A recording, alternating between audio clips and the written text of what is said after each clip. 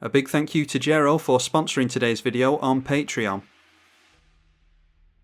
Rin and Seri versus Rayne, Queza, and partners Sophina and Wernog. Got a little bit of ramp and a couple of lands, some cheap creatures. Yeah, we'll empty our hand pretty quickly, but we'll try this one. We draw into another dog in Encampment Keeper on our first turn. And another white card in Felidar Retreat. I think it's best that we get some white mana going soon, so play the Nature's Law. Wernog or Wernog, Rider's Chaplain into play. And any group hug style things you typically should be saying no to. We'll see what our opponents do here. Yeah, one of them takes a clue token, the other one does not. Livio Oathsworn Sentinel for the Esper player. And the blue player throwing a Betrayal onto the white creature. Whenever the enchanted creature becomes tapped, you draw a card. Our land here would be excellent. Instead it is a Nakatal Warpride. I was hoping to get down the Felidar Retreat here, or our commander. Our commander probably would have been better. Unusually, we're not up against too many green decks here, so we're not going to see them ramp ahead on lands most likely, meaning the Wernog Explorer isn't as good as it could be. So I think we're fine to just get down the pack leader so that we can remove Summoning Sickness from that. It does want to attack in order to be more relevant, but preferably we'd be playing these tribes into our commander. Breach's Eager Pillager. Intangible Virtue is +1/+1 and Vigilance to tokens. No tokens in play for the Queza player yet. Liquid Metal Torque is a means of getting some more mana down, but no one's accelerating ahead on lands for our Wernog Explorer, unfortunately. May well draw into a land off the top here anyway. Okay, and we managed to draw into a Sol Ring, so that means that we can spend the turn getting down the Felidar Retreat, I think. Unless the blue player wants to counter it, he is holding up priority over there, decides not to. And we're not going to be blocking this turn anyway, so we'll just see if the 2/2 wants to jump in the way of our pack leader. Grim Hireling coming down for the partner's player. Whenever one or more creatures you control deal combat damage to a player, put 2 treasure tokens into play. They're definitely going to hit here. Breaches attacks us for 3, wouldn't have blocked with the dog anyway. They make a treasure with that, and the commander goes into the right. And Grim Hireling makes a couple more treasure tokens because of the hit during combat. And it's noteworthy that they get the trigger twice with Grim Hireling because, or it deals combat damage separately thanks to the first strike. So this hits, triggers the Grim Hireling, then this hits and triggers it as well. So that's an interesting interaction with first strike. Bunch of treasure tokens and 5 cards in hand to end the turn. Quasar cracked the clue token he took before in order to draw a card. 4 lands controlled by all our opponents now, so we should be able to land the Wernog in order to get a land there. And that is the first commander of the game, Rayne Academy Chancellor. And they'll be looking to enchant this thing as soon as possible, you would think. Yep, that is a security bypass. As long as the enchanted creature's attacking alone, it can't be blocked. So maybe some kind of Voltron build, and they'll be able to connive when it hits something as well. Okay, a King of the Pride. So why don't we go Wernog Explorer to start things off. And we can search for 3 planes here, thanks to our opponents controlling more lands than we do, all 3 of our opponents. So it can be 2 Jewels and a Savannah Shockland, or a Celestia Shockland I should say. Drop the Savannah, we've got more white in hand. And we can make ourselves a cat token with that. And then we'll throw out the commander, Rin and Seri.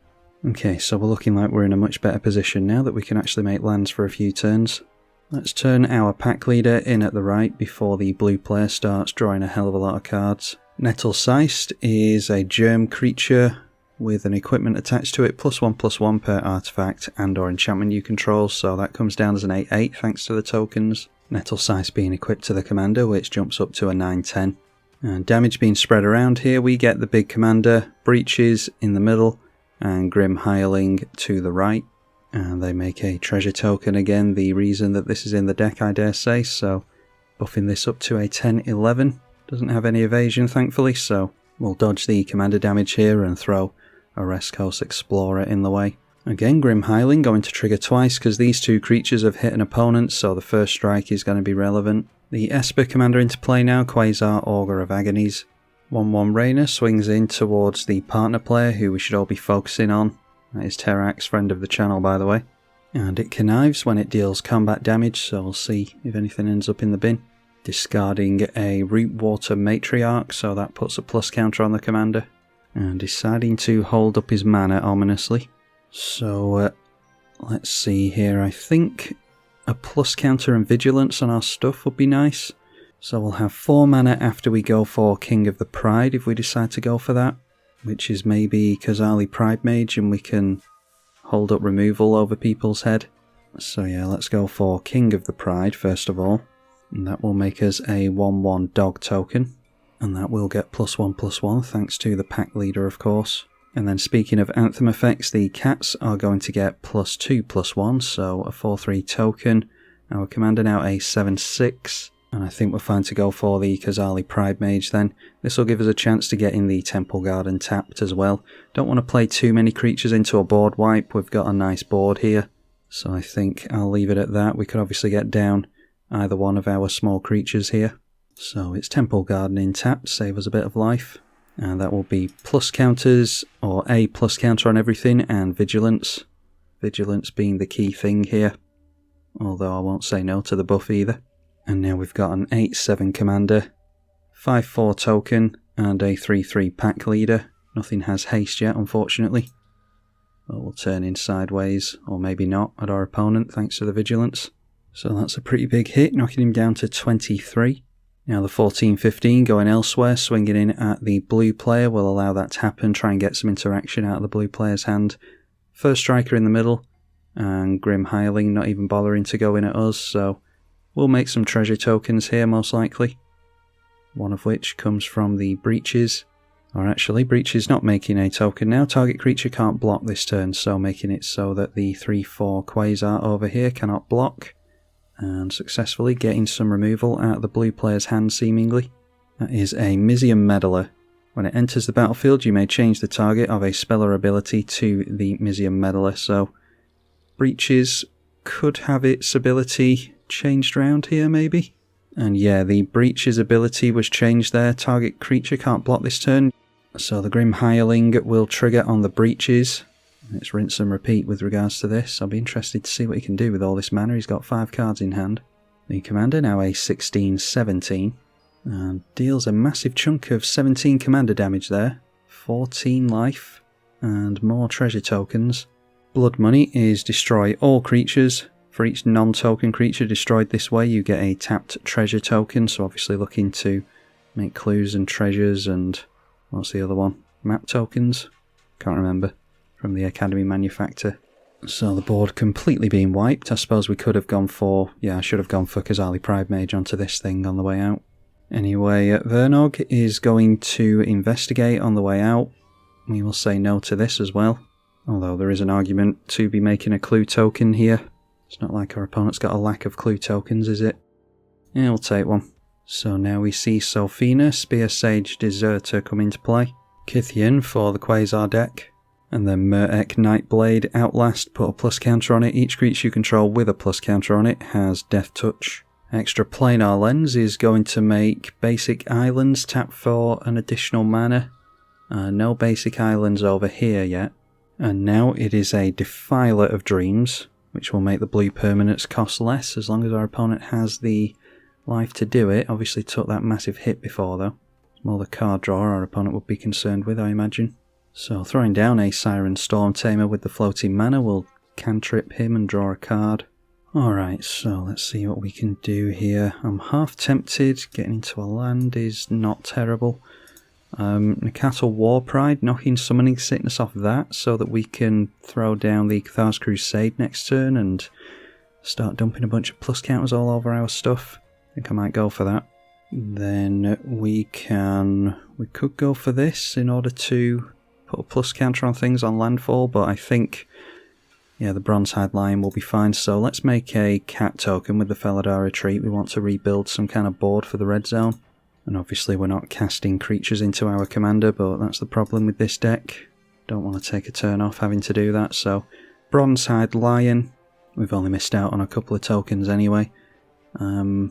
Yeah, we'll leave it at that and hope that we keep the Nakato War Pride in play. Yeah, here's where it may well be relevant that we didn't blow this up when we had the chance. Agent of the Iron Throne. Commander creatures you control have whenever an artifact or creature is put into the graveyard from the battlefield, each opponent loses 1 life, so they get into a means of sacrificing these for free, then it's a hell of a lot of damage. Obviously the treasure tokens sacrifice for free, I was mainly referring to the clue tokens. And if they get both their commanders into play, then each of them has this ability. So going to start sacrificing a bunch of treasure tokens here, seemingly. And there is Wernog Rider's Chaplain again. And we're going to say no to the investigation. Don't want to give our opponent more clue tokens. We will lose a life regardless. So the blue player can easily be dealt with thanks to that massive hit previously. Sacrificing treasure tokens to make mana now will double up on the commanders. And using that mana to sacrifice a clue token, which obviously multiplies the amount of tokens and artifacts that are going into the bin off the back of this. So every treasure is peppering each of us for 2 life at this point, and then that 2 mana going into a clue will be another 2 life. So down goes the blue player, and then the Nettle Seist is equipped thanks to us not blowing it up, so a 24/24 commander that does want to be swinging in, and that goes in at us. We'll just chump block that. They investigate once because there's only 1 creature attacking, and we will chump block. So the Bronze-Hide Lion now comes back at least and can give the Nakatal War Pride indestructible, as long as we're willing to pay for it.